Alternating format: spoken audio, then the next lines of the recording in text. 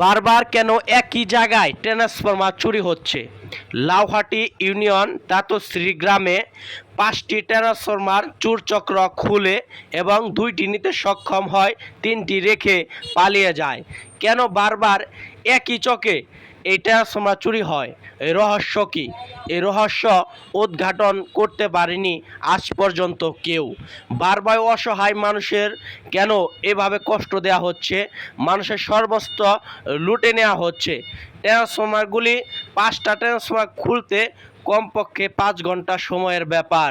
এর মধ্যে কিভাবে তারা চোরচক্র ৫টি ট্রান্সফরমার নিচে নামালো এবং কি উপরে তারা কিভাবে উঠলো, এই তথ্য কেউই বলতে পারে না। ৩টি ট্রান্সফরমার রেখে ২টি ট্রান্সফরমার নিয়ে চোরচক্র পালিয়ে যায়।